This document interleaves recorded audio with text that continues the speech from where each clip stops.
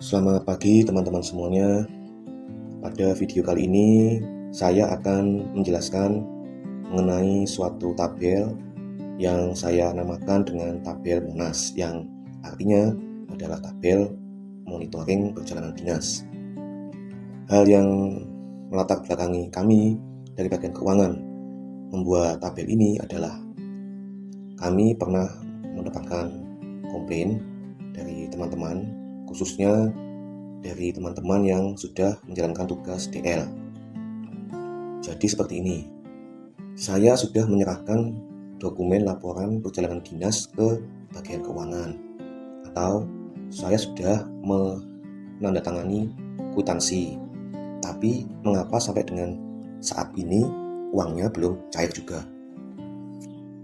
Maka dari hal tersebut kami memutuskan untuk membuat tabel ini. Kami berharap tabel ini dapat bermanfaat bagi kita semua. Yang pertama, kami berharap dengan adanya tabel ini, kita semua dapat memahami bahwa alur SPJ perjalanan dinas tidak hanya melibatkan bagian keuangan saja, namun juga melibatkan bagian yang lain. Yang kedua, kami berharap dengan adanya tabel ini, teman-teman yang DL dapat mengetahui mengapa sampai dengan saat ini uangnya belum cair juga. Yang ketiga, dengan adanya tabel ini, kita semua dapat mengevaluasi tahapan SPJ perjalanan dinas yang mana yang memakan waktu yang lama, sehingga butuh perbaikan agar alur SPJ-nya dapat berjalan dengan lancar dan uang DL-nya dapat cepat cair. Yang keempat, dengan adanya tabel ini, kami berharap kita dari manajemen dapat membuat suatu SOP yang isinya adalah flowchart, alur tahapan SPJ perjalanan dinas, dan target waktu yang disepakati dan harus dijalankan oleh pihak-pihak yang terkait dalam SPJ perjalanan dinas ini. Dan yang kelima, kami berharap dengan adanya tabel ini, kami dari bagian keuangan dapat mengetahui sisa anggaran belanja perjalanan dinas, apakah harus ditambah ataukah bisa digeser atau dikurangi. Baik, saya akan mengirimkan link ini lewat WA. Teman-teman dapat membuka link ini di HP atau di PC atau di laptop. Teman-teman setelah menerima link ini dapat mengklik link ini.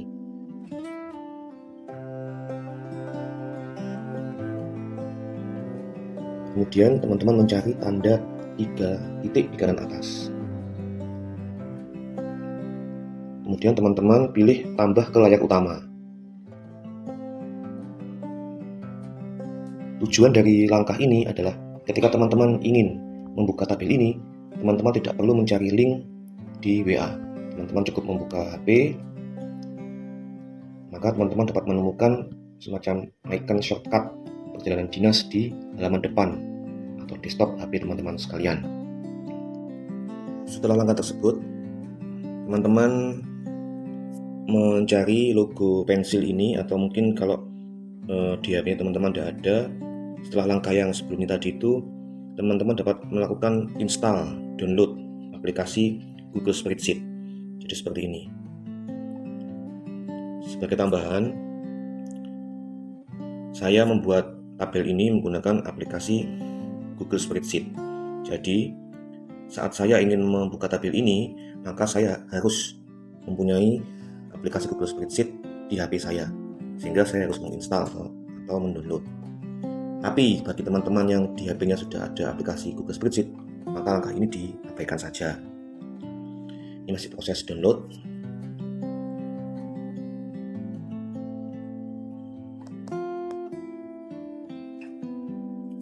Kemudian klik buka.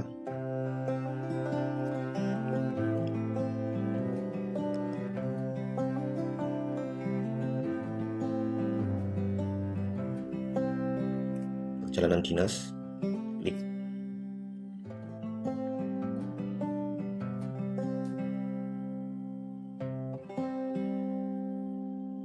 Nah, teman-teman sudah dapat menggunakan tabel ini. Di sini ada banyak kolom dan saya akan jelaskan satu persatu. Kolom A, kolom nomor, ini sudah jelas. Kemudian sebelahnya kolom B ya, sebenarnya ini A, B, ini kolom B, kolom nama teman-teman yang DL sudah jelas. kolom C ini adalah kolom tanggal berakhirnya acara DL. Jadi misalnya teman-teman DL tanggal 25 sampai tanggal 26 Agustus, maka yang diinput di kolom C adalah tanggal 26 Agustus. Kemudian kolom D, kolom tujuan DL, ini juga sudah jelas. Kolom E, kolom jumlah uang, sudah jelas juga. Kolom F, ini adalah kolom di mana teman-teman menyerahkan dokumen laporan DL ke bagian keuangan. Jadi diisi tanggal, teman-teman menyerahkan ke bagian keuangan. Kemudian kolom G adalah kolom bantu buat kita dari bagian keuangan untuk mengetahui berapa selisih hari antara tanggal berakhirnya DL dengan tanggal di mana teman-teman menyerahkan dokumen laporan perjalanan dinas ke bagian keuangan. Sesuai Pergub Jatim nomor 5 tahun 2020, dijelaskan bahwa maksimal laporan perjalanan dinas dipertanggungjawabkan 7 hari kerja setelah acara DL berakhir. Di sini kalau saya lihat cukup ya, sudah bagus di bawah 7 hari. Kemudian kolom H, kolom kwitansi, isinya adalah tanggal bagian keuangan membuat kwitansi. Kemudian kolom I, jadi stepnya setelah dokumen diserahkan ke bagian keuangan, kemudian bagian keuangan membuat kwitansi, kemudian langkah selanjutnya adalah menyerahkan dokumen laporan DL plus kwitansi ke Subak UP, dalam hal ini yang diwakili oleh Pak Aryo, untuk dibuatkan SPPD, belangko SPPD. Jadi di kolom I diisi tanggal bagian keuangan menyerahkan ke Pak Aryo. Kemudian kolom J adalah Pak Aryo mengembalikan dokumen laporan DL plus kwitansi plus belangko SPPD ke bagian keuangan, ke Mbak Silvi. Di sini diisi tanggal di mana bagian keuangan menerima dokumen dari Pak Aryo. Kemudian kolom K adalah kolom di mana bagian keuangan, dalam ini Mbak Silvi, menginformasikan kepada teman-teman untuk menandatangani kwitansi. Jadi di sini diisi tanggal di mana Mbak Silvi menginformasikan teman-teman untuk menandatangani kwitansi.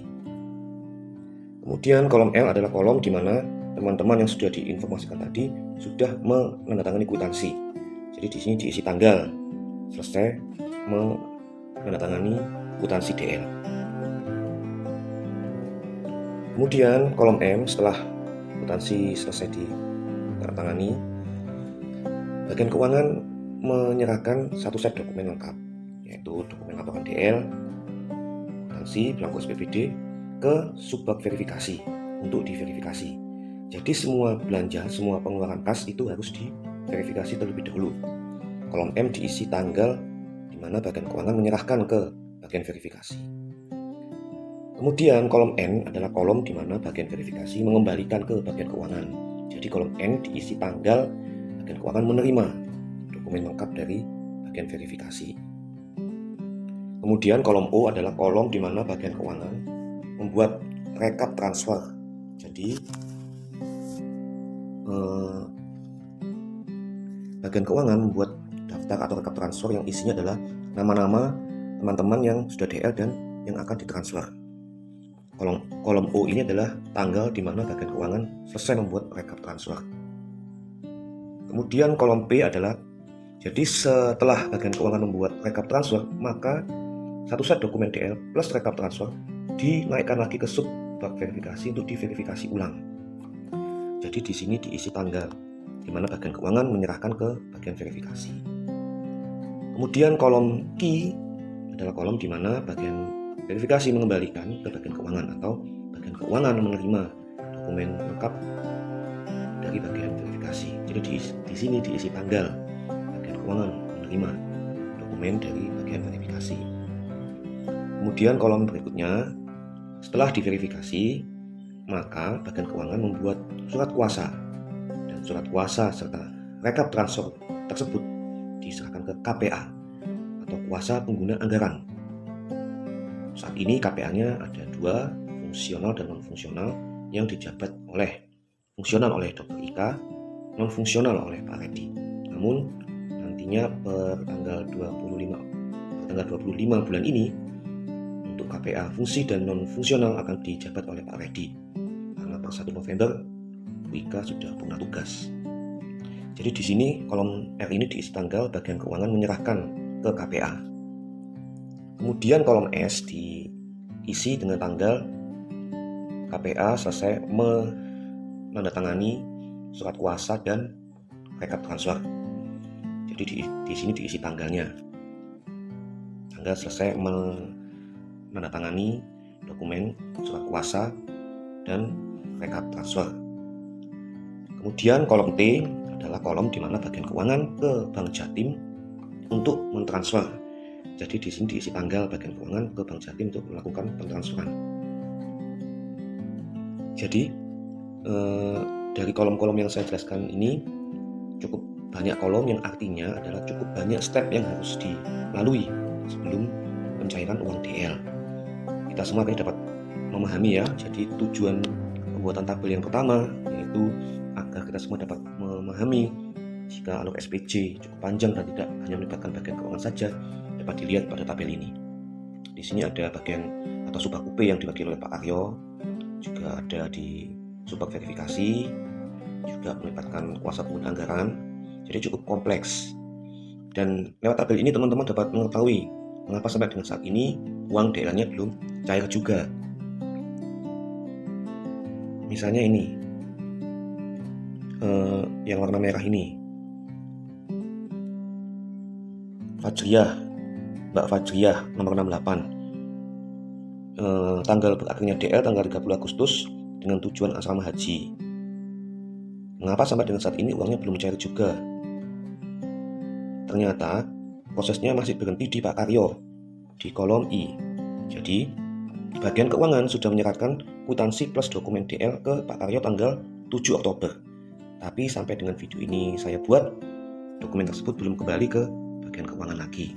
Jadi Mbak Fajri dalam hal ini dapat mengetahui mengapa kok uangnya belum cair juga, karena masih tahan di step di mana bagian keuangan sudah menyerahkan ke Pak Aryo, namun Pak Aryo belum mengembalikan dokumen tersebut kembali ke bagian keuangan. Masih diproses di Pak Aryo. Kemudian saya juga menjelaskan bahwa dalam tabel ini ada sheet Agustus September. Jadi sheet ini menjelaskan tanggal berakhirnya DL. Misalnya teman-teman DL tanggal 30 Agustus sampai dengan 1 September, maka teman-teman bisa mencari namanya di sheet bulan September sesuai dengan tanggal berakhirnya DL. Bagaimana jika saya ingin mencari nama saya tanpa harus mencari satu persatu seperti ini?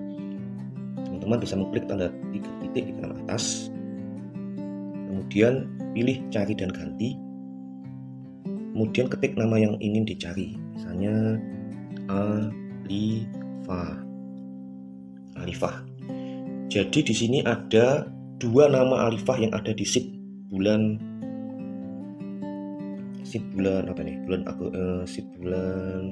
Agustus. Jadi di sheet bulan Agustus ini ada 2 nama Alifah. Kok tahu?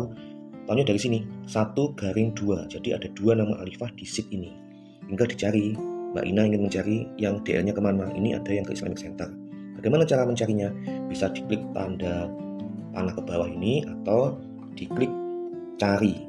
Mungkin di HP-nya teman-teman ada logo loop biru, diklik cari. Ini yang di Islamic Center nomor 34. Kemudian nomor 64 ini di Sudono Madiun. Jadi seperti itu, diklik cari. Klik cari. Ini di Sudono, yang satunya di Islamic Center. Baik, jadi seperti itu. Jadi melalui tabel ini kita semua juga dapat mengevaluasi tahapan SPJ mana yang membutuhkan waktu yang lama sehingga butuh percepatan. Seperti contohnya yang nomor 1, Desi Maranatha Elok. Mbak Desi ini tanggal berakhirnya DL tanggal 26, kemudian menyerahkan dokumen tanggal 27 Agustus, 1 hari saja selisihnya.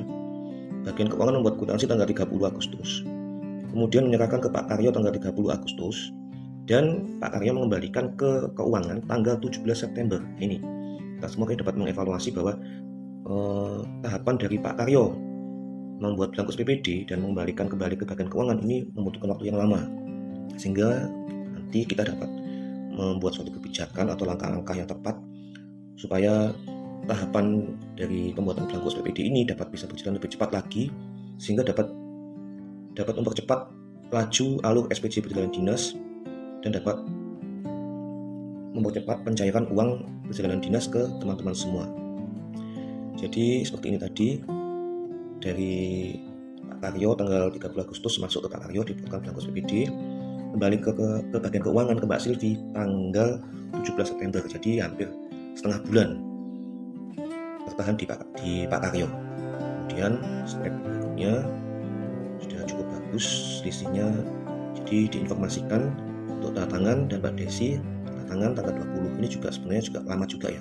Jadi sebenarnya begitu diinformasikan paling enggak H+1 lah yang teman-teman sekalian sudah selesai menandatangani kwitansi. Kemudian naik ke verifikasi tanggal 20, turun dari verifikasi kembali ke bagian keuangan tanggal 20, kemudian bagian keuangan membuat rekap transfer tanggal 23, di verif lagi tanggal 23, selesai verif tanggal 23, kemudian masuk ke KPR tanggal 24, selesai tanda tangan KPR tanggal 24, dan transfer tanggal 24. Jadi untuk kasusnya Mbak Desi ini selisih waktunya cukup lama ya. Jadi sejak Mbak Desi menyerahkan dokumen tanggal 27 Agustus baru cair tanggal 24 September. Jadi paling enggak 1 bulanan baru cair uang DL-nya. Untuk sekarang, jika ada teman-teman yang mengumpulkan dokumen DL-nya melebihi 7 hari, akan kami catat. Seperti ini, misalnya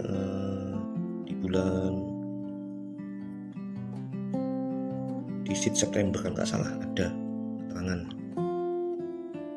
atau sheet bulan Agustus tadi ya. Sheet bulan Agustus tadi ini Mbak Fajri, Mas Azam, Yuriska sama Dita.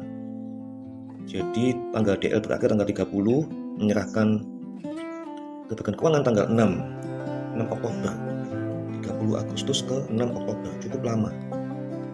Dan setelah kami tanya kenapa kok Mbak Fajri dan teman-teman lab baru menyerahkan tanggal 6 bulan ini, karena disposisinya terlambat sehingga berimbas kepada pembuatan SPT. Jadi Mas Hartono sebagai pembuat SPT menerima disposisi itu juga terlambat. Untuk saat ini kami hanya sebatas mencatat saja, jadi menanyakan dan kita rekap kenapa kok terlambat. Namun saya berharap dengan adanya tabel ini nantinya kita dapat membuat suatu SOP, di mana SOP itu isinya adalah target waktu yang disepakati dan harus dijalankan oleh pihak-pihak terkait, termasuk target waktu menyerahkan dokumen laporan DL.